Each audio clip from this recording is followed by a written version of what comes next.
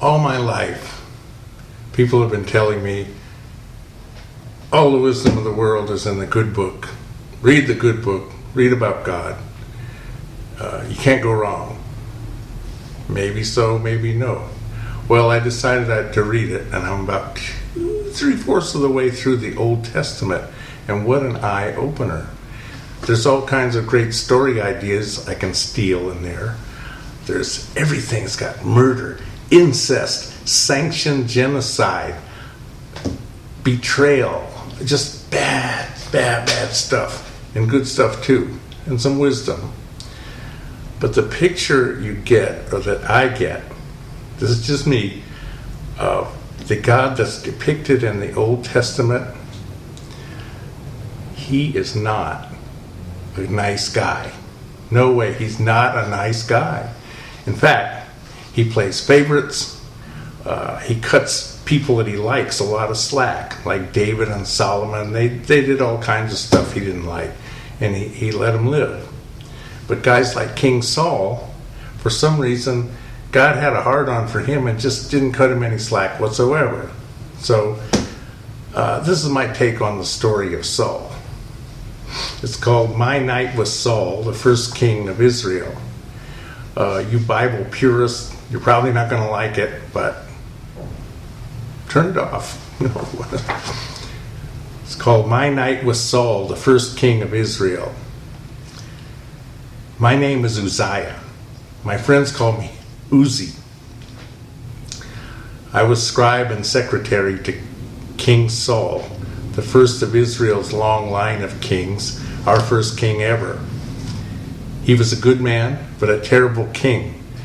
That was his trouble. He was too good, too kind, too just. He lacked the cold killer instinct that every great leader must have. I was with him one wild night a few days before he took his own life when the Philistines were closing in. Rizpah, his only concubine, the woman he loved above all of his wives, she was a real sweetheart too. We all loved her. She came to my room and told me Saul had gone crazy up in his chambers and was calling for me. Now that so many years have passed and I will soon go to rest with my fathers, I can tell of that night. Uzi, come quick, he's tearing the place up, jabbing spears into the beautiful carved cedar friezes, yelling and screaming. It's the worst I've ever seen him. I dressed quickly and ran to the king's quarters. Even the guards had run off. There was no security detail in place at all. Sure enough, there was our crazy king jumping around doing martial poses, fighting unseen enemies with his saber.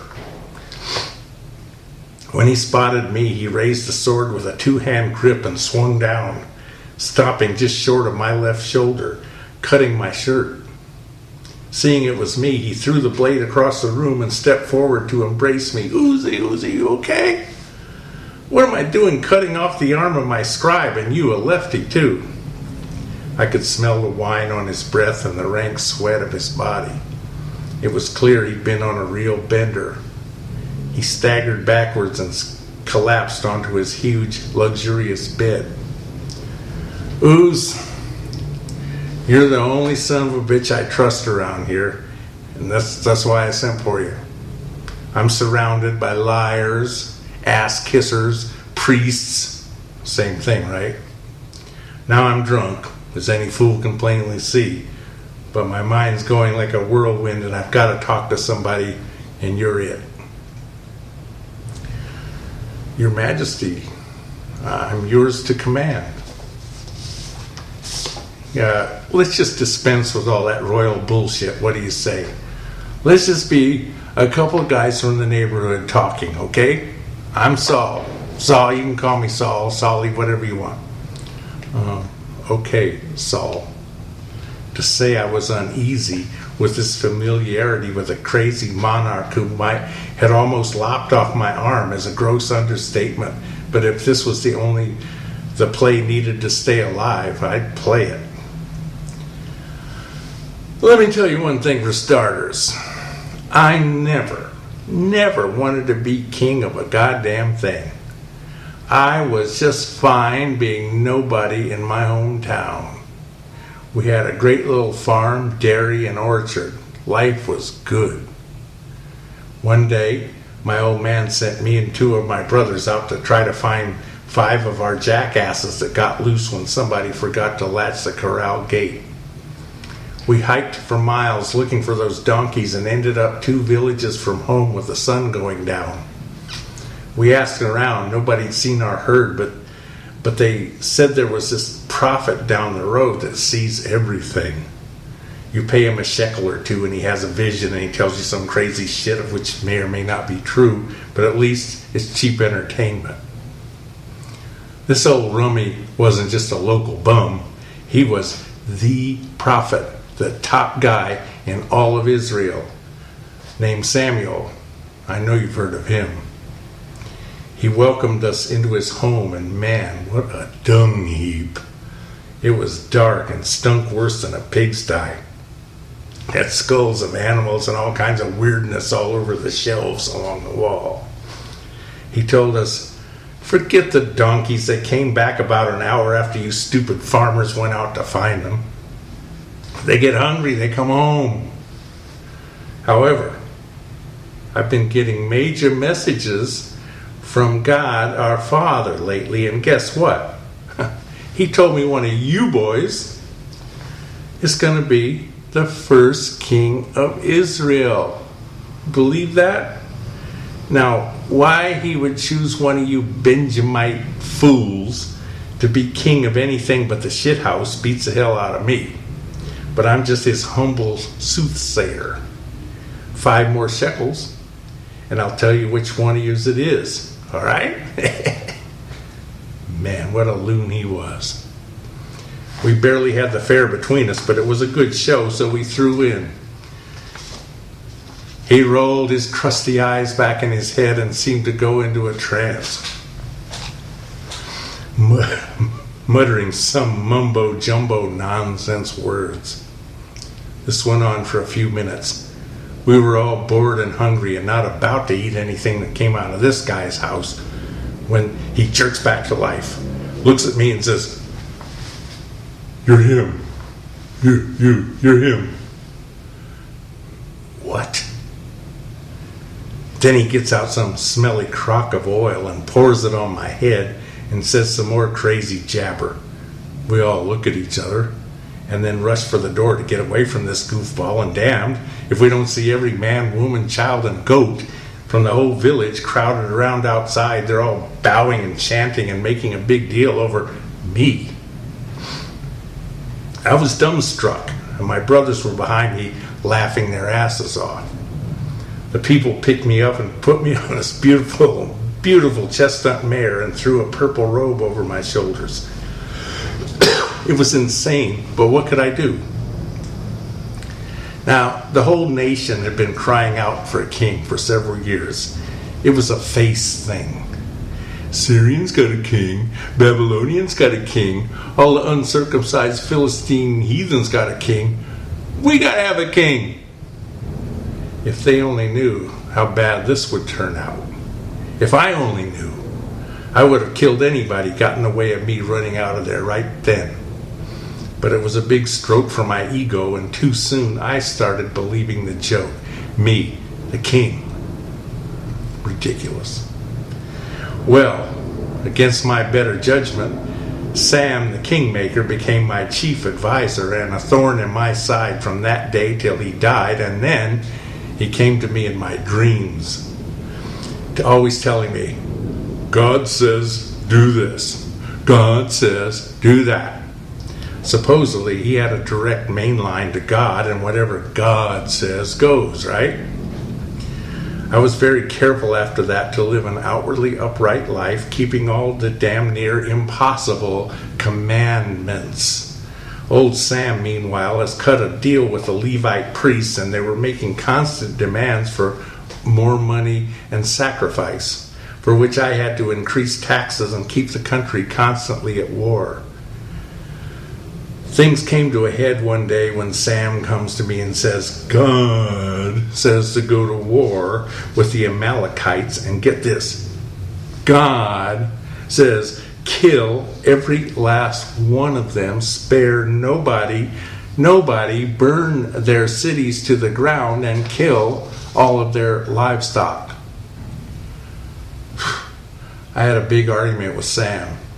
It made no sense to me to not only defeat the enemy, but to kill every living soul and not to get to keep any spoil from the campaign. Naturally, Sam played the God card, asked me if I dared question the God of Abe, Ike, and Jake.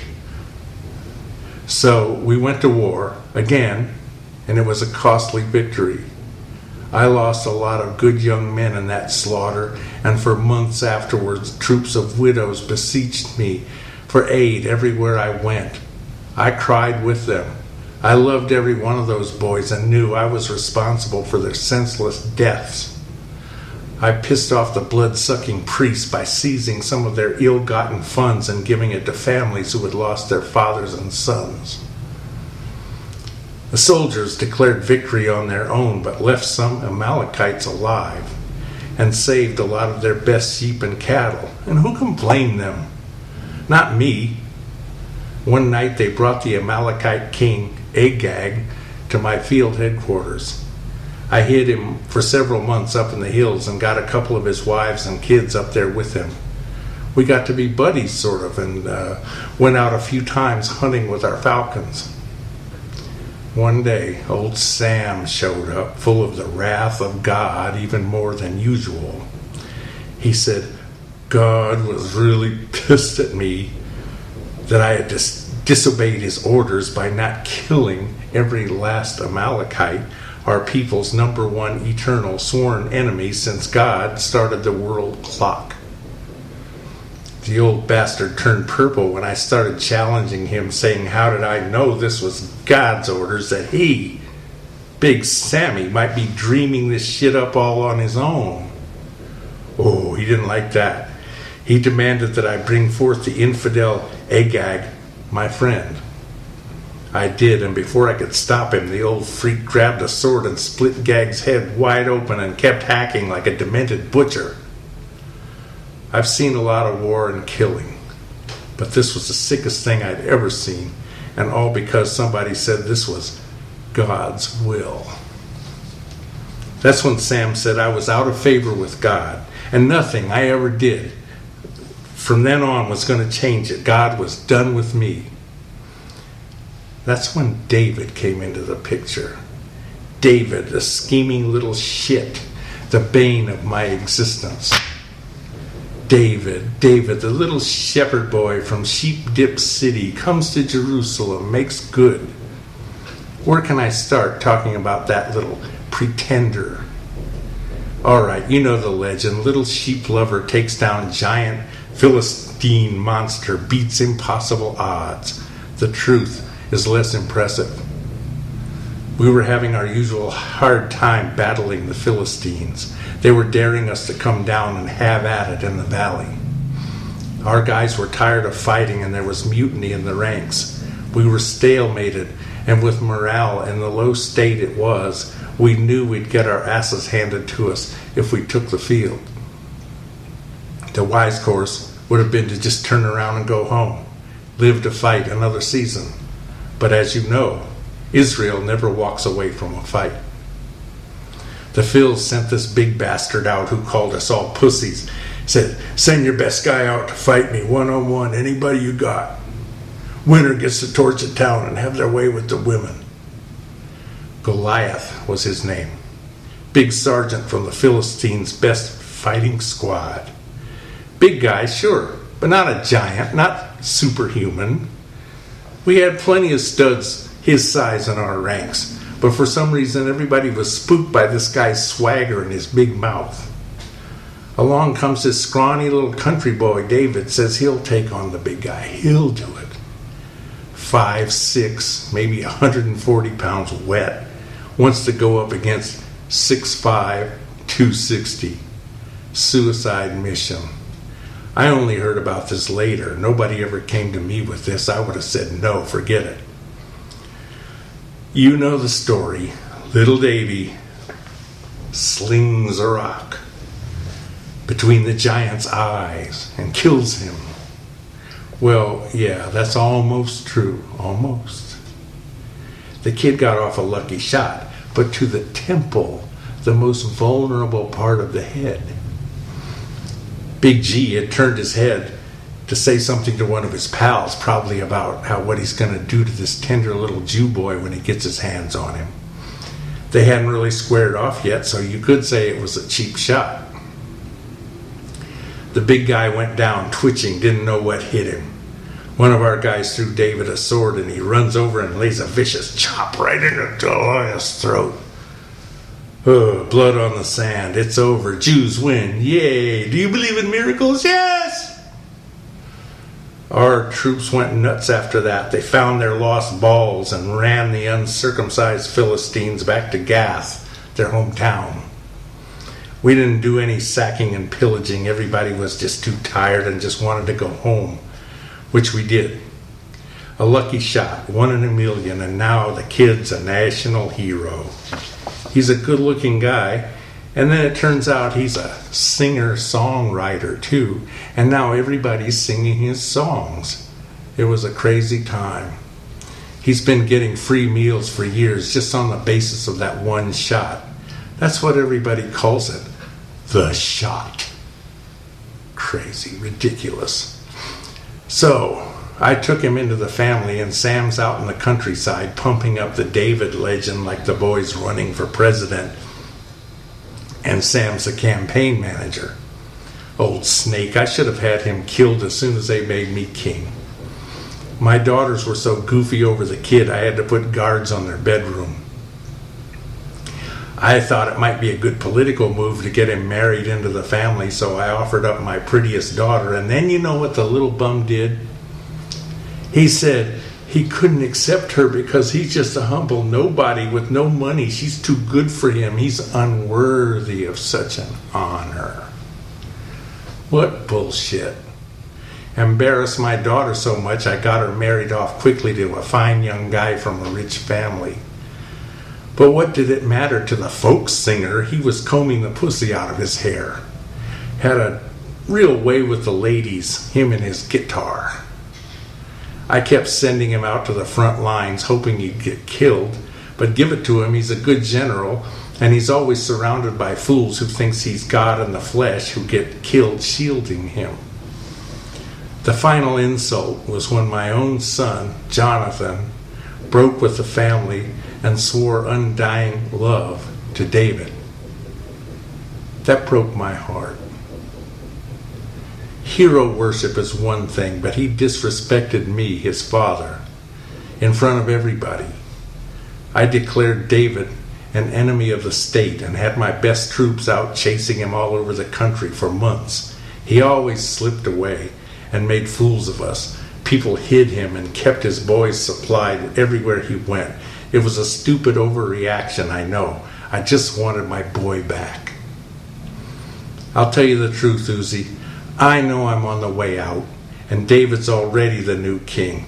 He won the hearts and minds of the people ever since the shot. That's okay with me. Really, it's okay. He's just the kind of nasty, double-dealing bastard that makes a righteous king.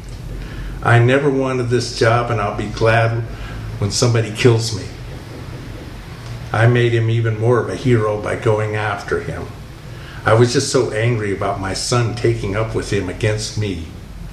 Well, now Jonathan's back with me. He saw what a lying, treacherous piece of garbage David really is, but it's too late. We're all going to die this time, me and my 3 boys. So, where's God when the enemy is at the gate? Sam's dead, or I'd ask him if he could at least trouble God to spare the lives of my men in the next battle, if not me. I'm tired of it all. Sick to death of it. I tried to stop the killing and let us find a way to live amongst our neighbors in peace, but with this God, it's always kill, kill. What kind of a God is that? He waved me away. The king, he waved me away and passed out exhausted on the bed. He fell on his own sword a couple of days later. David is our king now. He brought his own staff in with him, and now I'm just a small businessman in Jericho, happy to be with my family, happier still to be far away from all politicians, generals, and priests. I'll never forget King Saul, a good man who fell out of favor with God. Long live the king.